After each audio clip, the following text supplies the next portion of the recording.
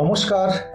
আমি জানি আমার মা বোনেদের মনটা ভীষণই খারাপ হওয়ার কারণও আছে।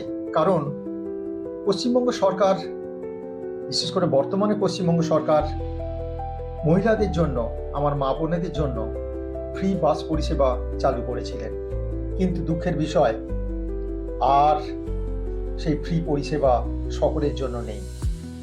এই আগস্ট মাস থেকেই শুরু হয়ে গেছে,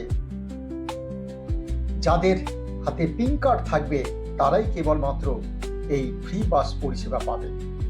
কিন্তু এই পিঙ্ক কার্ড কিভাবে, কোথায় পাবো, কিভাবে অ্যাপ্লাই করব, সবটাই আমি এখানে আপনাদের জানিয়ে দিচ্ছি।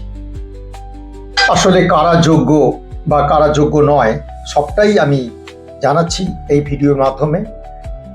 এই ভিডিওটি দেখতে দেখতে চ্যানেলটিকে সাবস্ক্রাইব করবেন, লাইক কমেন্ট করবেন, আমার ভালো লাগবে। আর বেল আইকনে অবশ্যই চাপ দেবেন, যাতে এই ধরনের ভিডিও আপনাদের কাছে আগে পৌঁছে যায়। প্রথমে বলি, পশ্চিমবঙ্গে পিঙ্ক কার্ড কি। আসলে এটি হলো মহিলাদের জন্য সরকারি বাসে বিনামূল্যে যাতায়াতের সুবিধা নিশ্চিত করতে এই কার্ডটি চালু করা হয়েছে। এবারে বলি, কারা এই পিঙ্ক কার্ডের জন্য আবেদন করতে পারো। যারা স্কুল, কলেজ ও ইউনিভার্সিটির মেয়েরা আছো, তারা এই আবেদনটি করতে পারো। এছাড়াও যারা দারিদ্র্য সীমার নিচে যে সমস্ত মহিলারা আছেন, আপনারা মা বোনেরা আছেন, তারাও এই সুযোগটি অবশ্যই পাবেন। এবারে আসি, কোথা থেকে ফর্ম পাবেন। আপনারা পঞ্চায়েত থেকে ফর্ম পাবেন, বিডিও ও এসডিও অফিস থেকেও ফর্ম পেয়ে যাবেন। এই আবেদনপত্রটি তুলে সেখানে ফর্ম ফিল আপ করতে হবে। করার পরে সঙ্গে দিতে হবে আধার কার্ড, যদি ভোটার আইডি থাকে ভোটার কার্ড, পাসপোর্ট সাইজের ছবি এবং প্রমাণ, ঠিকানার প্রমাণ দিতে হবে, আর মোবাইল নাম্বার দিতে হবে। এই সমস্ত তথ্যগুলো আপনাদের আবেদনপত্রের সাথে জমা দিতে হবে।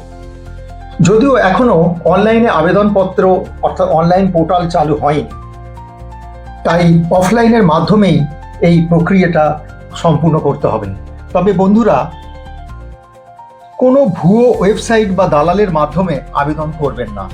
আপনারা নিজেরা সশরীরে পঞ্চায়েত বা বিডিও বা এসডিও অফিসে যান, ওখান থেকে ফর্ম সংগ্রহ করুন, সম্পূর্ণ করে জমা দিন, আর তার কয়েকদিন বাদেই আপনাদের বাড়ির ঠিকানায় পৌঁছে যাবে পিঙ্ক কার্ড।